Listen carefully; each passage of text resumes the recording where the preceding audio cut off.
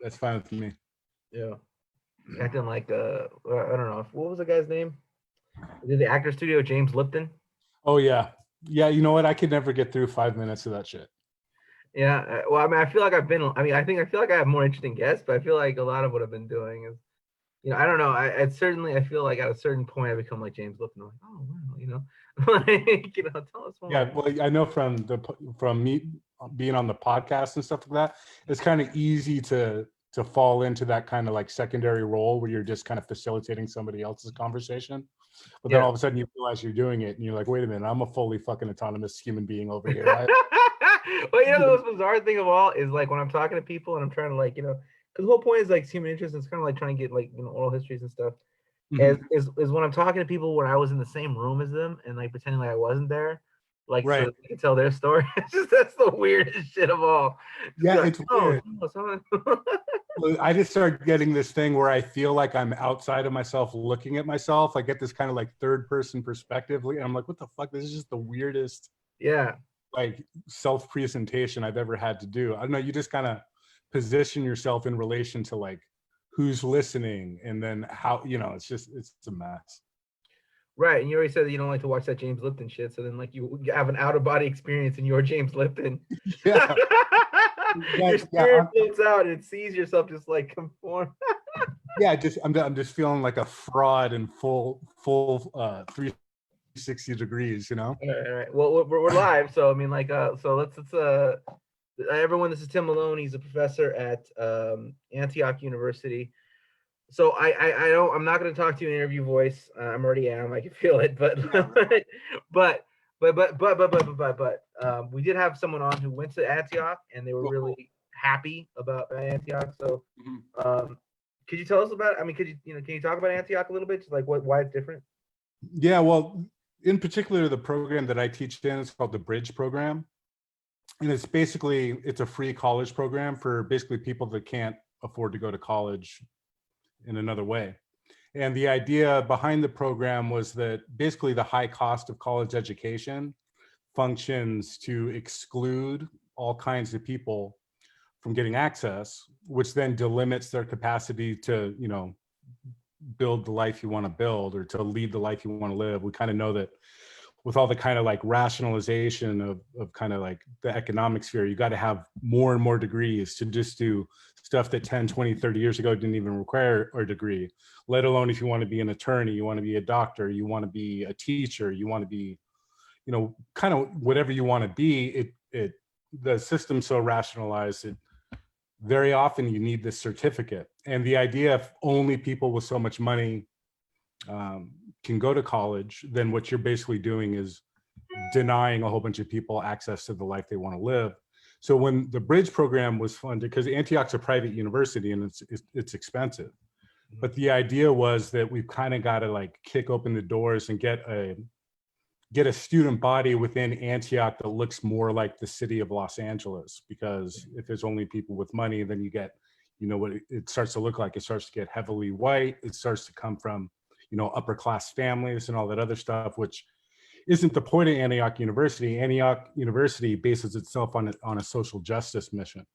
And so the idea is to try to, at least within Bridge, is kind of like, actually live what you're talking about and what you claim and what you write on the walls. Yeah.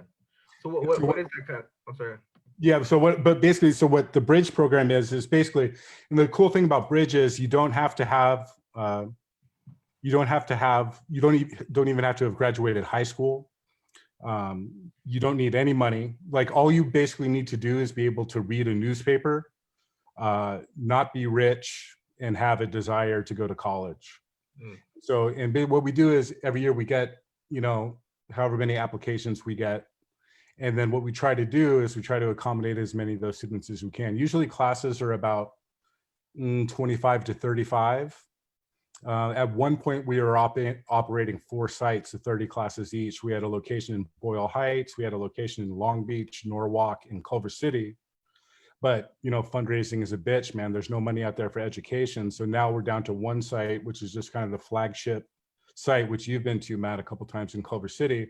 We're out there trying to raise money and fundraise. And basically what we do is we provide access to humanities-based education. So all the classes you take in Bridge are like philosophy, art history, literature, and creative writing. And kind of like the tagline of it, or the kind of, I don't know, the elevator pitch is, you know, to try to help people develop voice. Yeah. What I do in that is I'm the philosophy instructor. And so what I'm trying to do is introduce people to, you know, quote unquote critical thinking, whatever that means, through kind of engagement with mostly Western philosophical texts, which is all problematic in itself. But the idea that what we try to do is kind of present the text, then come to terms with them as the kind of dominant ideological framework for kind of Western society. So we want to kind of like engage with the text, but then read them through our own kind of perspectives and lived experiences, try to internalize what they have to say, but at the same time, challenge it, perhaps undermine it, expand it, totally negate it, whatever it may be, however we come to it, but a familiarization with kind of some of the key ideas that are underlying, or the philosophical frameworks that underline like structures of power, like law, like even the architecture of our streets, like principles of morality and concepts of justice, and try to figure out where what the idea set was that has constructed really kind of a quote unquote Western common sense, and then to kind of assess that critically and say, okay, what's good about that? How is that functional? But then at the same time, how does that lead to concentrations of power, marginalizations? Yeah. And what can we do to think outside of it? Because so much stuff is just kind of unconscious. It's just in the water we drink and in the air we breathe, and we think that's just the way things are. But a lot of this stuff has kind of a deep history, and so we try to track some of that back. And so that's not just philosophy. That's kind of happening all throughout. It's just kind of critical engagement with the Western tradition, whether that's in art, or whether that's in literature, or whether that's in philosophy, then using the creative writing class to kind of come to terms with some of these concepts, ideas, pieces of art, and then inform a reading of them through kind of very divergent sets of personal experiences. Right. So what is the writing on the wall at Antioch? You made reference to like this kind of slogan. You put me on the spot. I don't know, there's something about the social justice mission, you know, providing a social justice-based education to marginalized communities in Los Angeles, or, you know, some other kind of thing like that. I mean, the mission's fine and it's good, but sometimes if you're walking around college campuses nowadays, you see that the mission need not necessarily be aligned with the practice. Yeah. Okay. So do you know what the mission statement for Claremont McKenna College is? No. Commerce. No, wait. Sorry. Civilization through commerce. Is it really? Yeah. Well, that's got to be. That sounds like some Manifest Destiny shit right there. Yeah. Can you believe that shit? Civilization through commerce. You know what? And they mean it. McKenna. It's. Yeah, I'm at Claremont Graduate University. That's where I'm doing my PhD. But I don't know which one's McKenna. Is that the engineering school? No, that's Harvey Mudd. No. McKenna's the fascist one. Oh, okay. Gotcha. I mean, Harvey Mudd's kind of right wing, I guess, but that's just kind of like, you know, Harvey Mudd's kind of like Revenge of the Nerds right wing, right? But whereas like that's kind of like the Harvey Mudd's like tech libertarian right wing. It's by default right wing, right? Kind of like whereas Claremont McKenna is more like passionately right. It's passionately libertarian. Wait, what was that motto, Dan? Civilization through commerce. It's a tough one. Each word worse than the next. Absolutely, man. Right. Yeah. So no, but that's a good thing though. That's a good thing that Antioch is a place where there's at least this idea to do something, and then it falls upon the individual teachers to actually do it or not. Yeah. So the Bridgeway, it's kind of like a sub program within Antioch larger. Antioch, it has this kind of, I don't know, it's got a radical legacy. It was founded by Horace Mann. And I mean, you can go on the website and read all that crap. I'm not going to like do a commercial for Antioch. And there are some good people out there doing some good work. But at the same time, it's a private, not-for-profit institution. and dealing with all the corporatization of academia that we're seeing all across, the university system nationally. And I so, mean, so there's a lot of people that are just, adjuncting, people, trying to struggle, keep a life together, teach, do what they're passionate about. And Antioch, at least, like, I did my undergrad there, and I had a lot of great professors, and I was exposed to a lot of different people, a lot of different ways of thinking, and so I was happy with my education there. And the bridge program's good if you're interested in free college, getting 12 to 15 units. Go on just look up Antioch University of Los Angeles Bridge Program, and there's applications right on there. You can do it online or in person. And it's basically, like I said, it's 12 to 15 free units in the humanities that are, fully transferable. And you might get a little bit more radical of a perspective in some of those classrooms than you're going to get at USC or UCLA.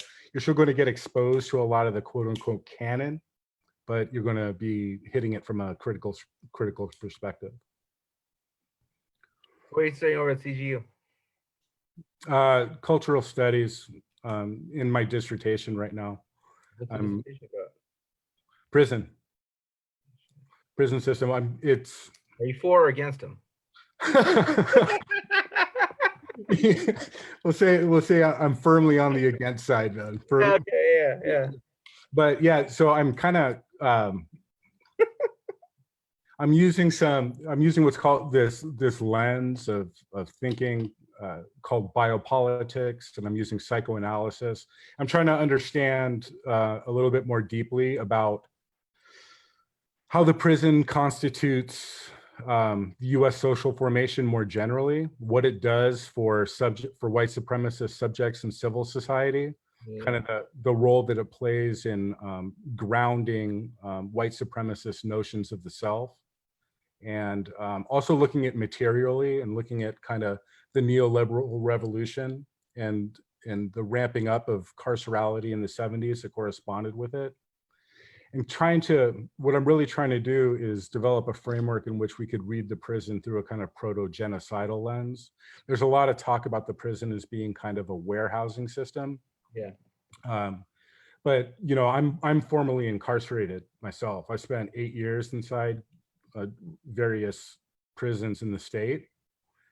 And what my experience kind of instructed me was that this was not a passive warehousing experience. What the prison was really about was subjecting people to death exposure, really. And a lot of the way that functioned was through creating conditions by which violence is guaranteed to emerge, like on a prison yard or in the SHU or even in cells. The kind of operational principle of the prison is to create conditions by which violence is made to emerge, often inmate on inmate.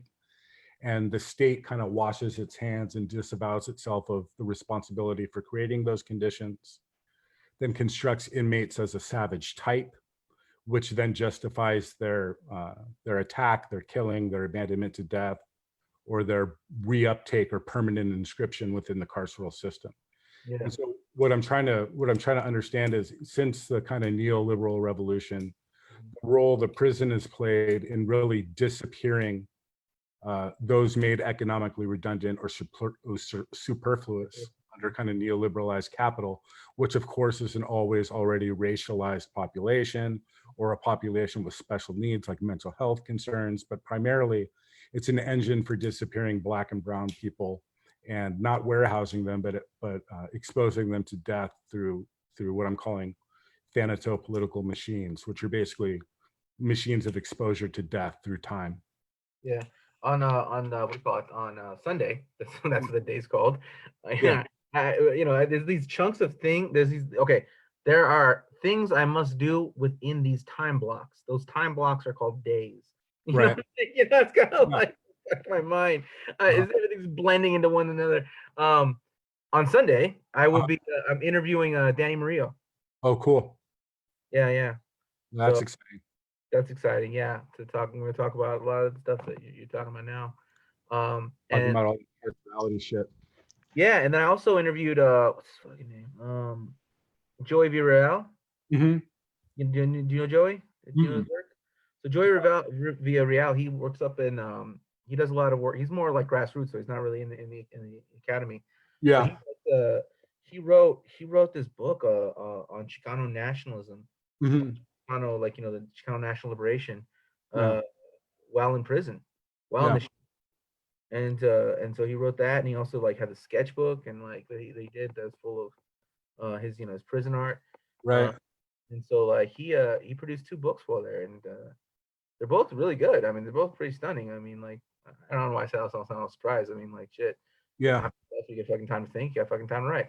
But Yeah. but no, it's some really good shit. So Yeah. uh, That's one of the things. Like one of the things that I kind of noticed that kind of, as an ex-con myself or whatever, is that there's a lot of really good poetics and arts coming through the prison, in particular in the more deeper lockdown spaces, in yeah, particular in the SHU and higher custody yards. yeah, There's a lot of beautiful, there's whole styles and whole inscriptions all rooted in kind of the experience of the carceral itself, which are brilliant, which are gorgeous. And there's seem to be getting a little bit more, representation. I don't know how much that has to do with kind of like people getting online and spreading their shit around or what, but I've been seeing more, yeah. which is good because, and even just like down to the whole tattoo culture and all that, just Yeah, yeah, yeah. the whole, No, I mean, me acting like surprised that it's good is just me being like, that's me like expressing like square culture, like expressing my like run from the cops, don't get caught yeah, yeah. Well, mentality. Like, of course it's good. I mean, you got time to think and concentrate and edit and re-edit and da da da da. So I mean, like, why wouldn't it be good? yeah, right. Yeah, fully human beings trapped in space. Yeah, there's going to be some good artists in there. Of course. Yeah. I'm not here distracted, like buying the newest flavor of LaCroix or some shit. What the fuck's going on out here? I don't. Is that how you say that? I don't even know. Is it LaCroix? LaCroix? LaCroix? LaCroix. LaCroix and shit. Out here, like getting outraged about what Trump tweeted. Like oh, this is an outrage. I can't believe it. No surprise there. I'm not sure if that shit should be like, if he should like be banned from Twitter, or if basically there should be like a museum just for his tweets, like a museum of the apocalypse, first his tragedy, then his farce kind of shit. Because I mean, this shit is so fucking obscene and absurd. I can't even believe it's real half the time. First is a tragedy, then his farce, then his game show reality, then his reality show. Yeah, it's ridiculous. Okay, so let's talk politics. Let's talk politics. So I've been asking people these questions. I'll see what you think. Maybe you can straighten this out. We can get some clarity here, right? I doubt that, but I'll give my opinion if nothing else. Yeah. So why is it that China can build hospitals in 10 days, and the president of the United States of America is saying let's drink bleach? We need communism.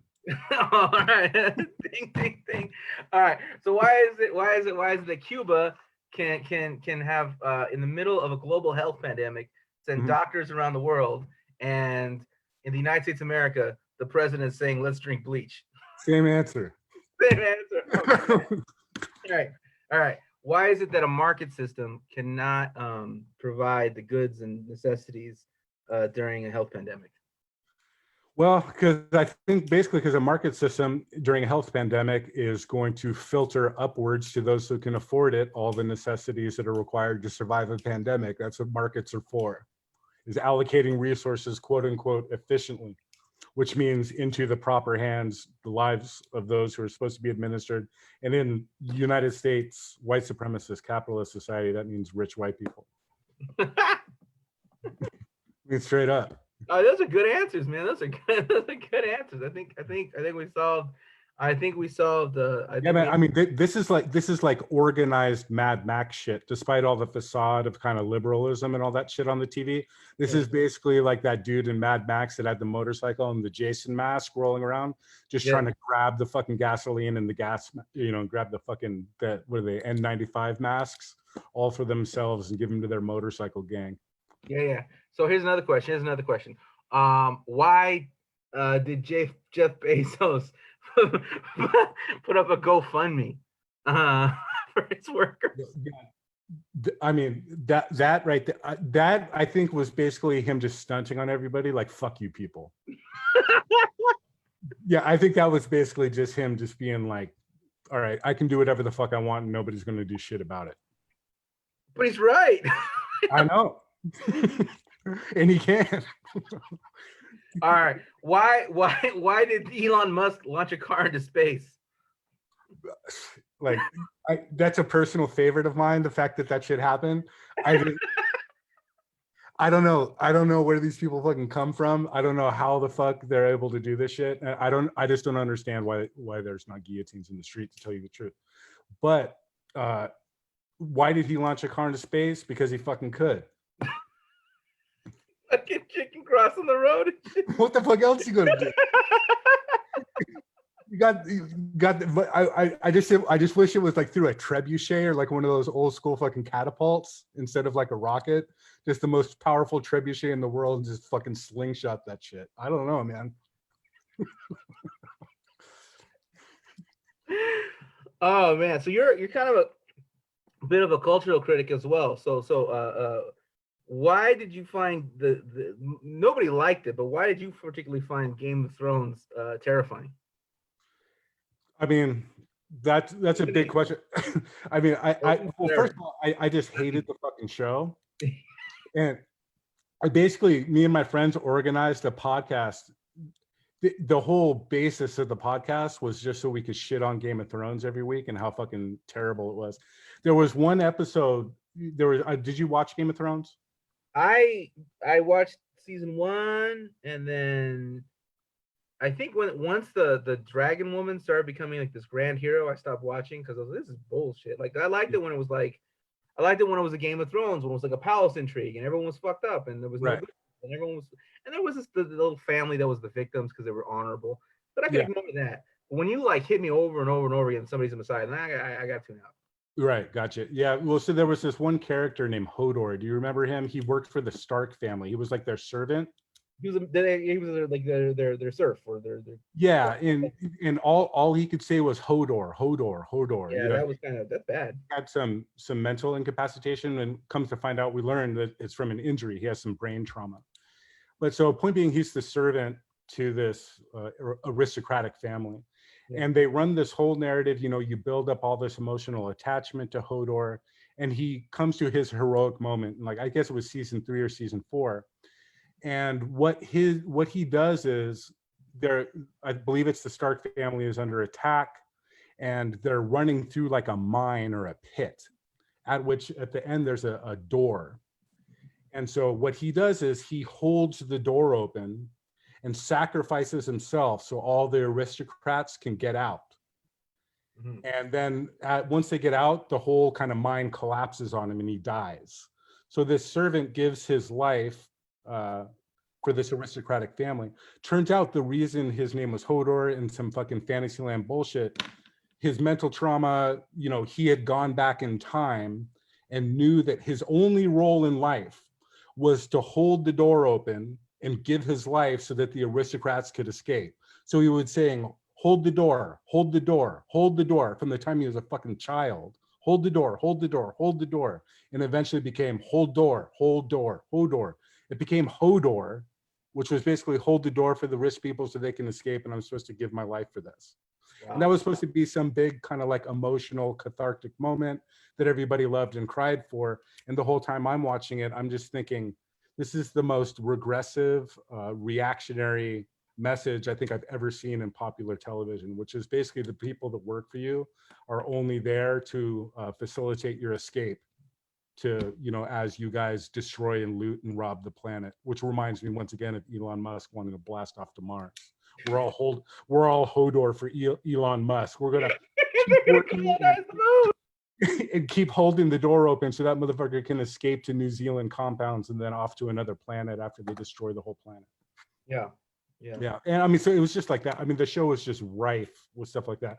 But the main thing that I kind of wrote about was it was just some really reactionary political messages, some heavily, basically I read it as kind of, it was a show about different families or different strands of whiteness coming together to defend against the racialized horde. So the kind of like all the kind of zombie characters and zombies and kind of popular culture are problematic. I read kind of all kind of stuff about zombies is fundamentally reactionary concern with an uprising of the oppressed. You ever seen that show Waking Dead? Walking Dead or Waking Dead? I'm sorry, Walking Dead. Yeah, I actually did. I watched almost all of it. It was kind of like a torture watch, but I was watching it for research. Did you ever see episode 3 called Vatos?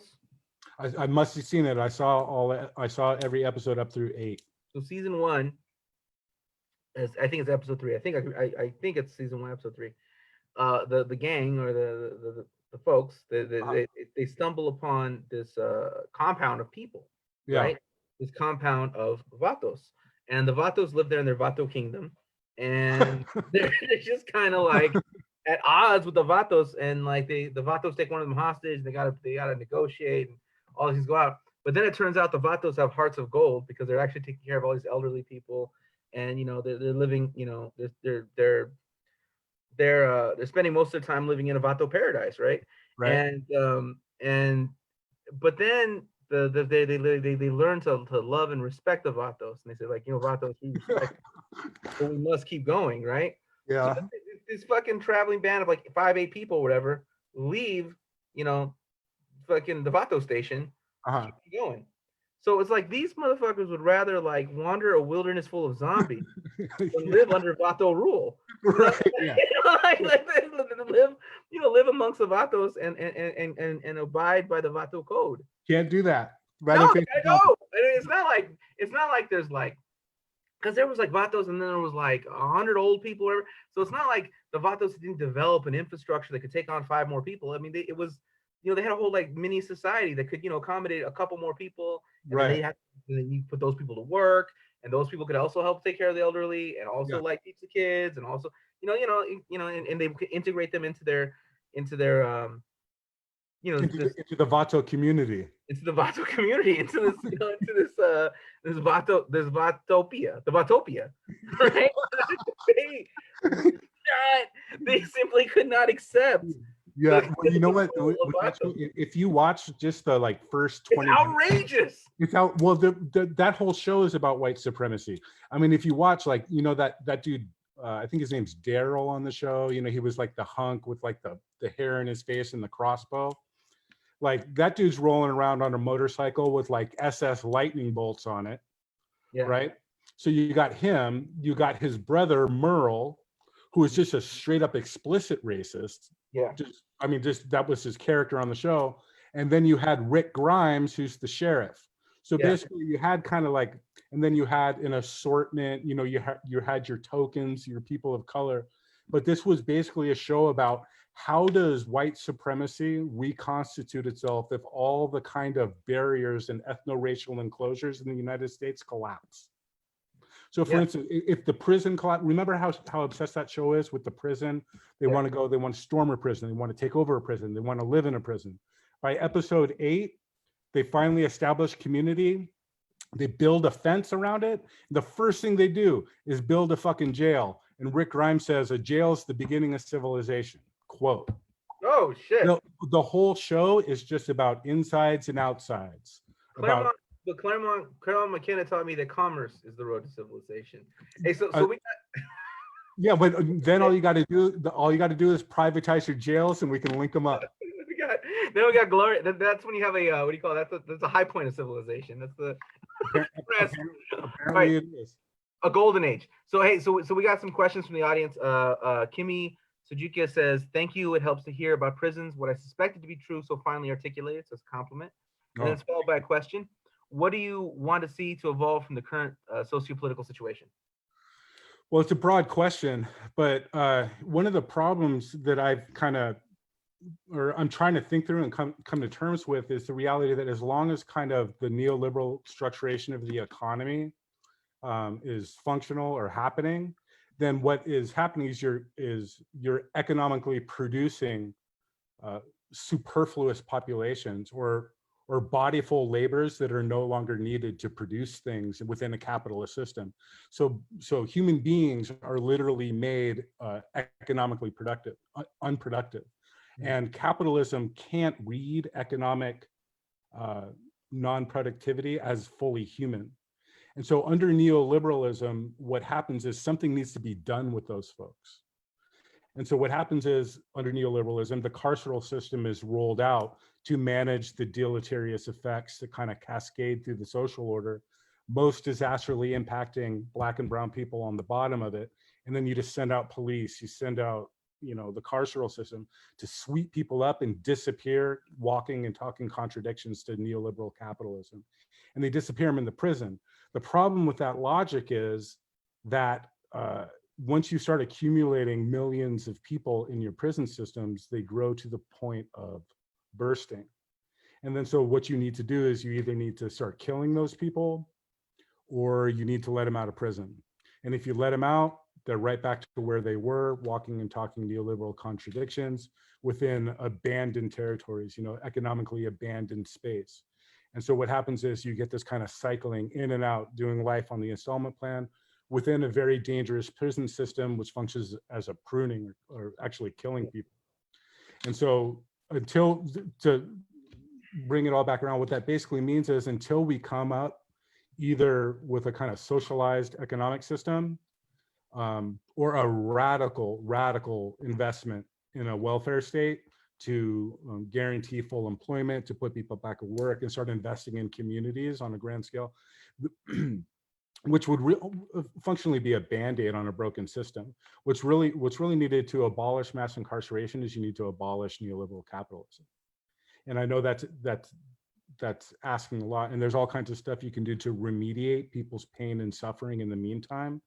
But in the grand scale of things, neoliberalized capitalism requires the prison as death machine in order to disappear contradictions to itself, which are human beings that don't fit into the system, that just aren't needed because basically because capital is deregulated and has fled. You know, it's constructing markets all over the planet, whereas factories used to be in South Central and the South Side of Chicago and the Bronx, you know, all the places where the carceral sweep is real high are neoliberally abandoned zones, former production zones. And so it's a complicated problem. Where are you originally from, Tim? I'm from LA. You're from LA? Yeah, I'm from LA. Yeah, you get that kind of, I mean, you get a mentality. It's harder for us to see here, like as like what you're describing. I mean, like people don't know like how like big the productive base in LA really was at one time, but like, and it actually still is. Actually, I mean, comparatively, I mean, it's not still kicking, but it's compared to the rest of the country. There's still a lot going on in like the IE and in different parts of it. Yeah, well, I mean that's basically that's how this whole region. I mean, basically Southern California. I mean, the whole kind of Western region. You know, during World War II, received massive state subsidy to build up all the war machines for fight World War II. Then that was transitioned into really military Keynesianism, or like all throughout the Southland were military contractors. And all the subsidiary companies, the people that made tires, the people that processed petroleum-based products, people that did, you know, rubbers, metal engineering, metal shop, all that stuff was basically a federal subsidy, and people migrated here. People migrated to Los Angeles, they migrated to Oakland, they basically all the kind of major cities in California, at least, were basically grown to the point that they are because there was a heavy state subsidy to those regions through the military industrial complex. Then those companies made $1 million, had a racially structured pay program where white people kept the, you know, best jobs, and Black and brown people came into those factory systems as well, but there were all kinds of you know, racial structurations of those economic systems, as well as informal white supremacy. So that was the formation of the ghetto. You can live, we're all working in the same factory, but Black people live over here, south of the 10, we live north of the 10, right? And then what happened is all those factories just bang up and left. Whiteness fled to the suburbs, and everyone else was left trapped in these kind of economically abandoned regions. And then war on drugs is declared, and you know the rest of the story. Yeah. Yeah, so We need to see some means of production. yeah. Yeah. I mean, no, if you know, it's like, and you know this, like everything is so interconnected. You know, one of the things that I have a problem with in academia is that everybody wants, you know, don't come up with, you know, grand theories, don't totalize stuff. And there's a lot of truth to that. But at the same time, you don't want to get so small and so particular that you can't see the interconnections between things. So everything is interconnected. The prison and deindustrialization are connected. The prison emerges to deal with the effects of deindustrialization in the inner city. That's where mass incarceration comes from. It's the rendering of people superfluous to the creation of capital. Therefore, you got to do something with them. Target, police them, harass them, kill them, whatever, get them out of the way. Yeah, I mean, but you can look at all these different charts. You can look at the chart of the rise of homelessness. Mm-hmm. It begins late 70s. I mean, fucking explodes in the late 70s. The Yeah. rise of personal debt explodes in the 70s. And exploding of the prisons begins. It all began at a time when deindustrialization begins, when automation begins, offshoring. Yeah. Shit that destroys that. And it's funny to me because like there's like, don't totalitize that. Yeah, fuck you, man. Like when I was a little kid, you know, when I was a little kid, I'm born, right? And when I'm born like into the like 5th year of deindustrialization on a mass scale, right? But there's still an industrial economy to some degree, right? So it's going on. By the time I'm 18, I gotta go get a job. The industrial economy's gone. And now you've been telling me since I was fucking 10, 15, 12 years old that I need to prepare myself for a service economy because the industrial economy is dying. It's gonna die. It's dead, right? 95, it's dead or something. You know, I'm 95. I'm like 14 years old. So you're telling me now, prepare for a service economy. You're gonna have 7 jobs. You know. Yeah. All right. So I get into the service economy. Blah blah blah. I'm doing that. You know, halfway through my career there, now you tell me the service economy is dead. And, you know, before I can retire, now you tell me the service economy is dead. It's the gig economy. So I'm going to spend the last, you know, my productive years. Yeah. In the flexibilization of labor. Right. So, but what's going to follow the gig economy? I mean, fucking shit, man. Like the scrounge economy. Yeah. like, brother, do you have a dime? Brother, can you spare a dime economy? That's the other thing about capitalism, you know, like not to, you know, bring up the old folks, but you know, there's contradictions within capitalism, and capitalism is a short-term, profit-seeking organization of society, and so you know, it's kind of like a race to the bottom in many ways, where you know, as you described, you move from industrial to services to gig, and what comes next? I mean, what's the worst you can imagine? That's what comes next. I mean, whatever they can do to kind of to in the ass economy. I don't know what this means. I mean, is it like, you know, is this everybody you know, online selling their organs? I don't know what comes after the gig economy, because I always think that, you know, I've seen the worst of it, but then there's some new shit that's worse. Right. Because I mean, the big thing to do is compare the life quality of life of baby boomers to the millennials, right? Yeah. But what you're missing is you're skipping a group. You're skipping Gen X. Yeah. And what you look is that Gen X actually has a lower standard of living than the boomers, but a higher standard of living than the millennials, right? So what does that tell you? That tells you it doesn't tell you that there's a generational split or there's a weird economic like a hill or something like that. No, it tells you things are fucking going down like this, right? Yeah. And the reason it's going down like this is not because the boomers are assholes. It's not because the millennials are babies. It's not because of blah blah blah blah blah. It's not any of those things. It's because they might be assholes though, but they're not causing it.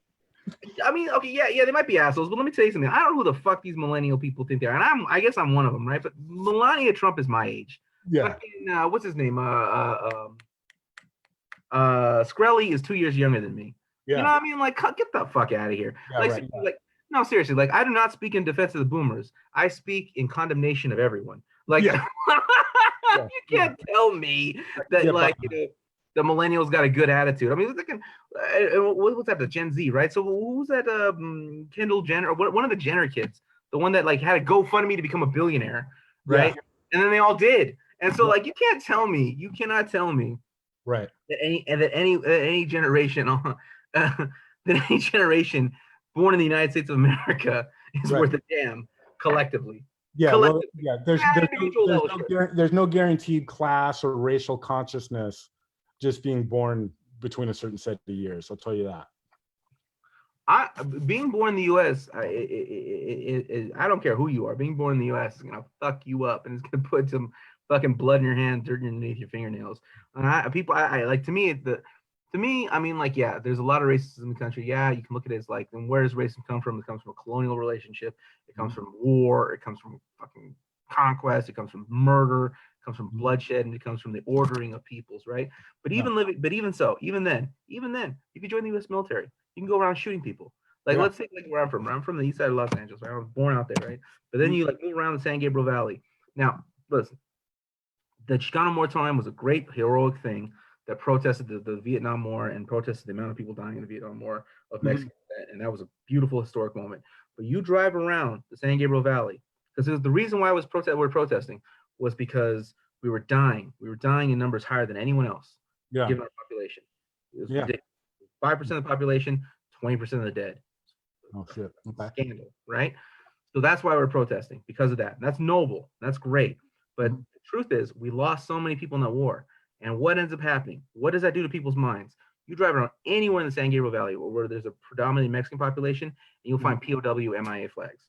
Yeah. In the center of town, right? Yeah. And that's not good. And that's not justifiable. And that's horrible. That's a terrible thing. That's a terrible thing. And that's like you talk about Mexican Americans want to hyphenate whatever. That's the American part of it.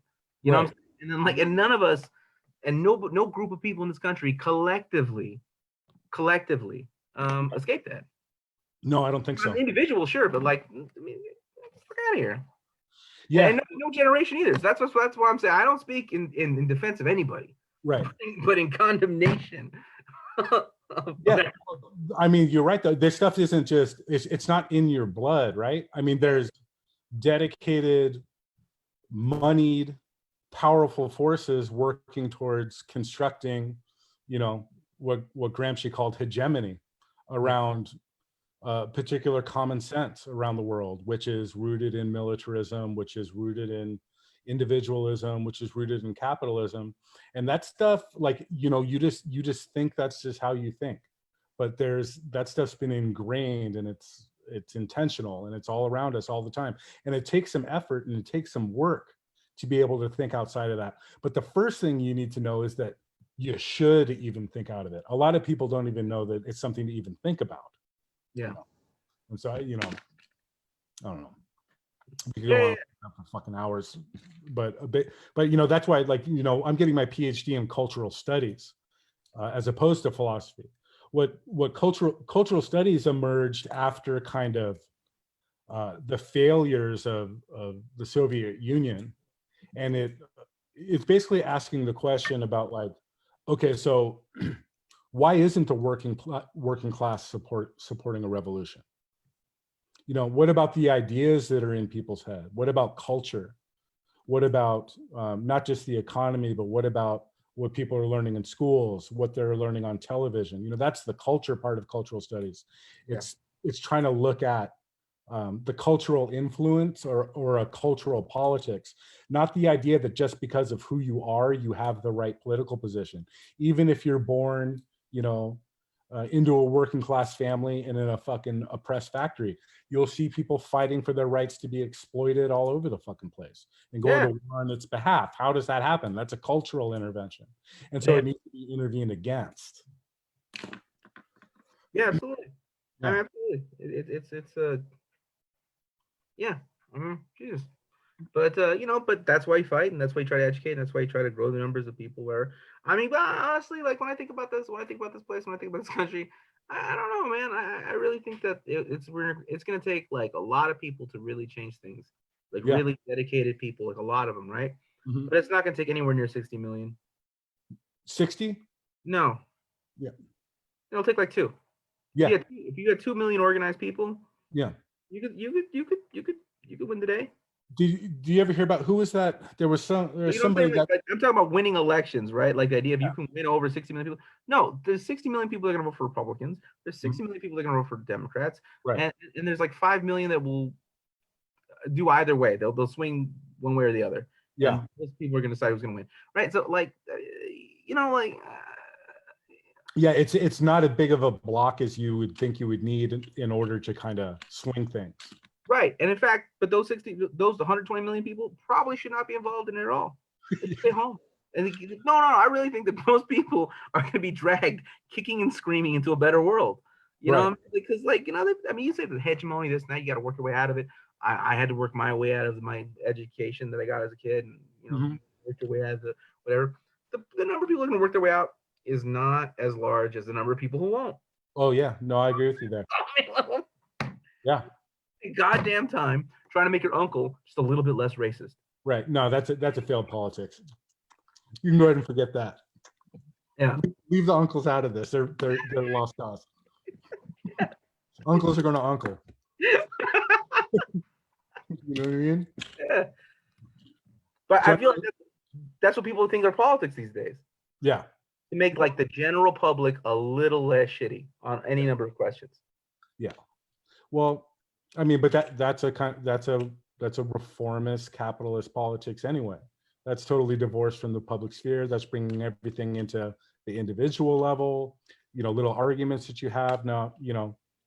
Mass mobilizations are good, but I mean, even kind of like most of the movements that have had any kind of effect have not been the entire population or even the majority of the population. They've been a small minority of people, really agitated and really active, that are able to get just enough through or have just enough energy to achieve something. At least that's my reading of it. No. So how does you getting a PhD? How is that going to help the beautiful struggle? Well, I don't know. I mean, I'm in education because I believe in robust public education. Yeah. And so, I'm a believer in kind of direct democracy and people power, and I'm a believer that that with a good education, people can be trusted to do the right thing for the most part. And so, what I'm trying to do in my own small way is get as precise and insightful and descriptive in whatever it is that I'm looking at, whether it's the prison system or anything else, to create a narrative of what that's doing, because I believe in the value of education. I think that education in this country is fucked. I think it's co-opted. It's co-opted by capital at the university. It's radically defunded and deprioritized for the general population in terms of the public school system. But for me, having a kind of, we can't have any kind of egalitarian, socialist, anarchist, communist, call it whatever you want, but we need people to be able to think their way through kind of a lot of the different, often invisible forces and powers and structures which define their life capacity, right? We got to be able to think through that stuff. And so I'm just trying in my own, life to understand things as cleanly and clearly as I can, and then have conversations with people about it. Why did Bernie Sanders endorse Joe Biden? I can't justify that.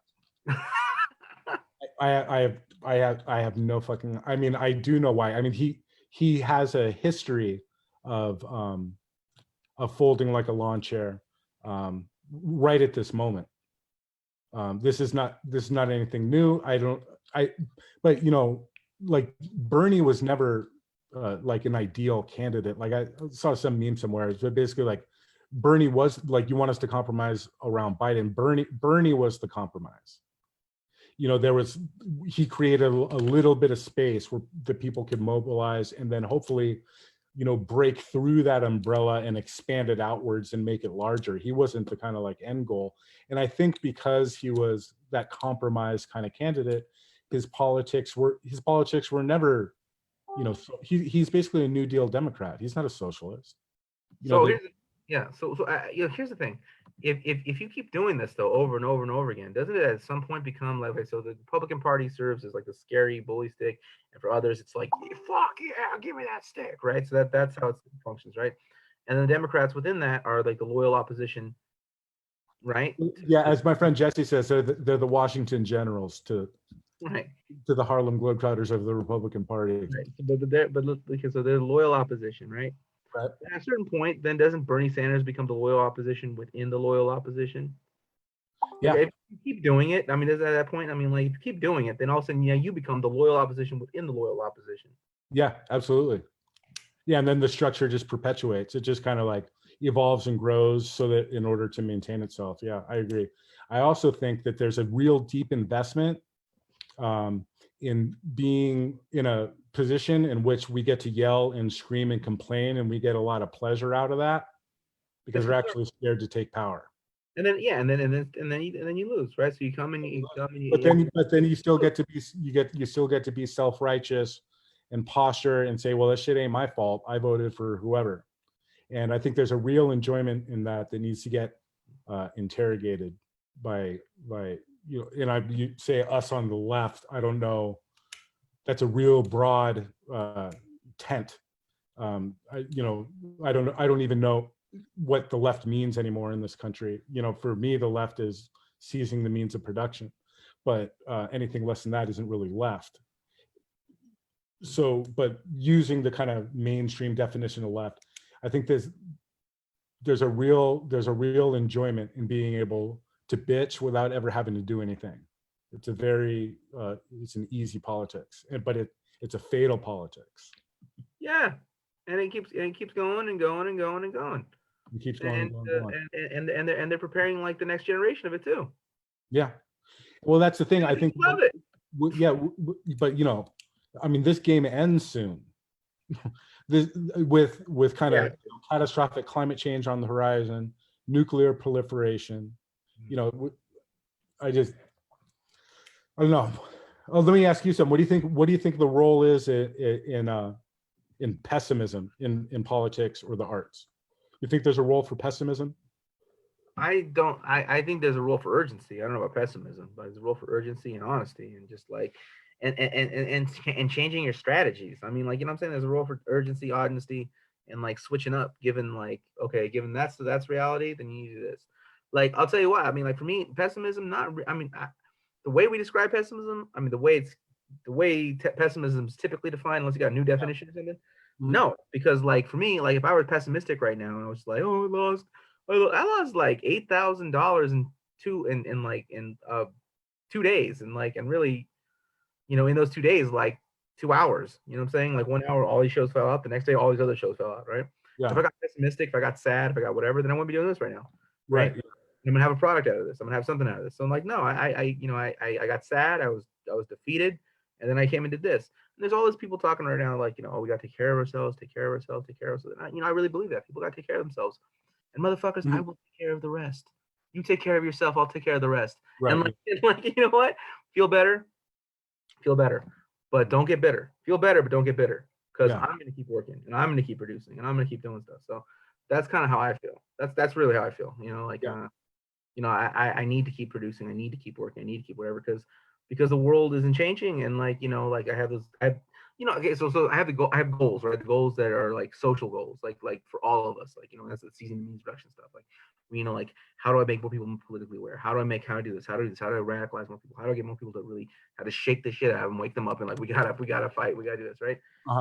That's that goal, right? But then I got my own personal goals, right? Like, it's like in the process of shaking the shit out of people, I want like a statue of me after I'm dead, right? Yeah. It's a personal goal, and so like, and I'm honest about that, and so. And that's it. And so like, both those things are actually very difficult, like good goals for everybody, right? So like, I have to work hard, and I want if you want the thing, you gotta do the thing. So I don't believe in getting pessimistic about things. I do believe in like thinking about the right strategies. So if my strategy right now were to be to like, all right, like the world's kind of shut down. Let me try and do, let me try and do something. Let me try and like, send out books and promote my book right now. Like that would be a bad idea. Right. Let me get on do these like let me do these lives and just like read my poetry every day. That's a bad idea. By interviewing other people, by putting the spotlight on other people, it allows other people like to shine and talk and interact, and like Mhm. it becomes a thing, and people get excited about it, and it's a win-win. I'm helping somebody else out. I'm helping them get their message out. I'm also, not talking. This is just a conversation. Most of the things are just me sitting here asking people questions I think they can answer well, and they Right. can and have lengthy answers given what they're up to and what they're doing, what's on their mind. So like Mhm. that's what I'm doing for the most part, with the handful of exceptions like this one, which is a conversation. But like I feel like that was a bit much better idea than me just like, hey everybody, buy my book every day. Right. So I had to switch up my strategy. Yeah. Be So, adaptive. yeah. So like so you adapt, and so Hmm. that's what I believe. I believe that we need to adapt, and I believe the strategy of constantly trying to pour energy into the Democratic Party, that's wrong. I believe, Yeah. but even the concept of electoral politics. You say you believe in direct democracy and all this. I don't. Not right now. Not with this set of people. Maybe in the future. Maybe a different generation of people. But Yeah. with this group of people, oh hell no, man! Direct democracy is an all-white jury. I mean, I'm No, not, no, yeah, yeah. I'm not saying right now. This is within a context of a functional educational system. I'm talking about. we're not drinking bleach. Yeah, we're good on that. Everybody going to direct democracy themselves right into a bleach drinking contest. Yeah.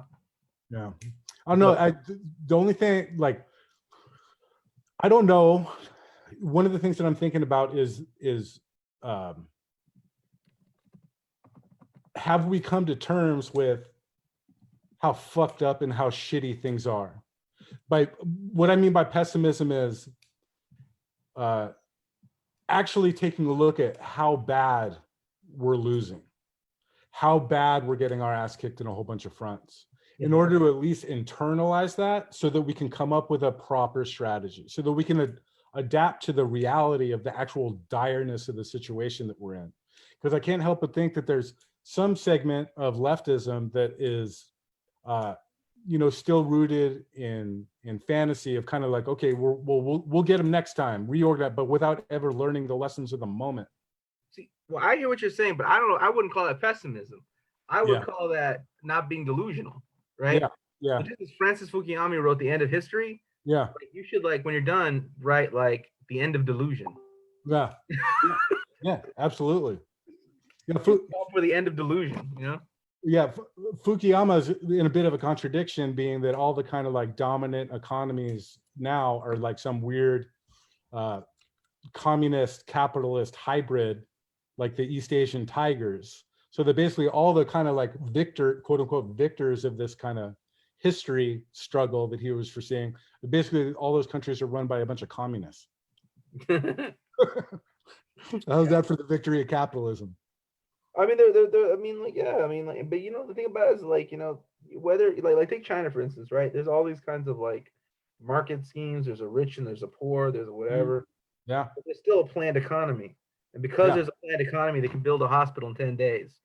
Yeah. And because we don't have a planned economy, Yeah. because we don't have, like, because our production, I mean, production capacity, the production capacity in our country is high. It's not low, right? We could build things. I Oh, mean, there's machines that can build. We have machines that build machines in this country. We could yeah. make stuff. It's a question Yeah. of distribution, right? And so Yeah. we're not going to distribute things for free. We're just not going to do it in this Yeah. country. Like we'll let people die before we'll distribute things for free. Right. Like chalk outlines of homeless people in Vegas. We have veterinarians donating ventilators. We have tattoo artists donating gloves. We have crypt raiding priests going into the tombs, Yeah. pulling out medical masks. Right. DC, in the nation's capital. It's a I hadn't heard disgrace. that. Yeah. That's crazy. It's just one thing after another. Mm-hmm. Yeah. Well, I think that like one of the things that this whole COVID-19 thing at least demonstrates is that under kind of, and I keep using these words, but kind of neoliberalized capitalism, under capitalism, which is basically just capitalism. I mean, neoliberal capitalism is a kind of like a redundant term. It's capitalism when the with less restraints on it, right? Yeah. It's basically the freeing of capitalism. And basically what it does is it renders people and exposes them to death. That basically there's a certain population which is administered that are embedded within kind of circuits of capitalist production. Yeah. They're embedded in the school system. They're embedded in the healthcare system. They're embedded in all the kind of different means by which life is extended, life is made good, life is organized. And that group gets smaller and smaller and smaller. Yeah. And in crisis state, you can see that clearer than anything. You can see who is whose life is administered for, and who is really a sacrificial category, so that those lives can live, so that those lives continue. But you know what's wild though, right? Is like people talk about like depopulation, and people talk about like this overpopulation, et cetera, et cetera. But you know, if you look at the stats, there's something like 900 million people in Africa, right? It's a very large landmass. There's something like 700 million people in Europe. It's a much, much smaller landmass, right?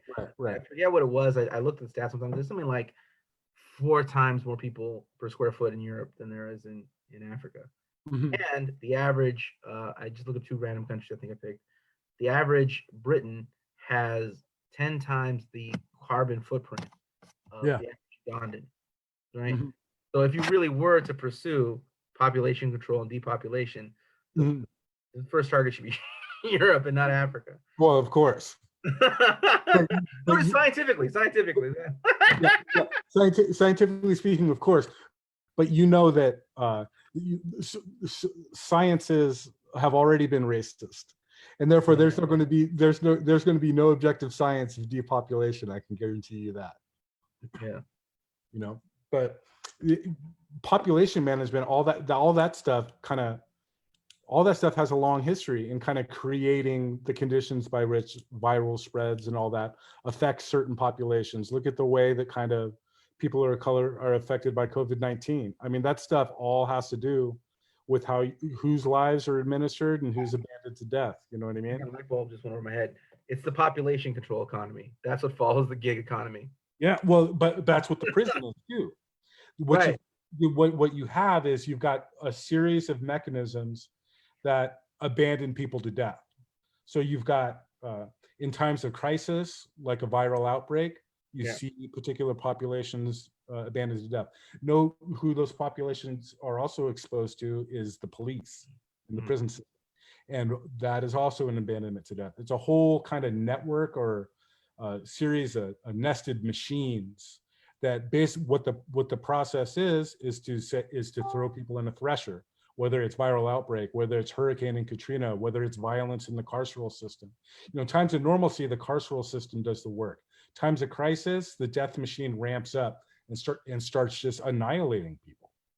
And that stuff it's not organized consciously by capitalism. It emerges in a context of indifference. It emerges within the very framework and logics and structures of capital. Certain people are indifferently targeted and allowed to die, and others aren't. And we know who those people are and who they aren't. Yeah, and who they are and aren't don't emerge. They don't emerge on the basis of physical distinction or this is history. This is conquest. This is murder and fucking mayhem and just fucking slaughter. Yeah. That's why it is. The whole reason any of you out there who may think that like, well, we gotta do something, even have opinions about Islam is because there's Muslim countries with oil. You won't even have an opinion otherwise. Your opinion was generated. Yeah. You know, so you're like, was Muhammad really a prophet of peace? I don't think so. You know, the only reason you're even asking that question is because there's oil in because of OPEC. Yeah. Yeah. All right, man. Well, we're ready to solve it all. We're ready to solve it all. That was an hour prelude to solving the problems. Tim, where can they find your work or support anything that you're up to?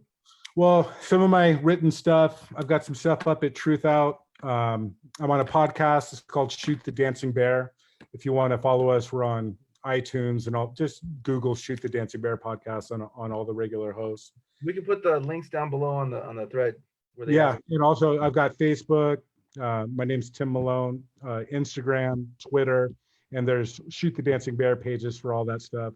So if you're interested in furthering the conversation or hit me up or talking about any of this stuff, anybody working on the prison, I'm really interested in collaborating with and talking with. So Matt, if you could shoot me a link to your previous guest work, I'd like to take a look at it. Somebody's asked me if I'm on all day. And the answer is yes. Yes, this is the 11th interview. Yeah, man. There's a reason why I'm doing this, Sean, and I'm not going to tell you. It's a surprise. All right. Thank you, All right, Tim. now, thank you for having me on, man. I appreciate it.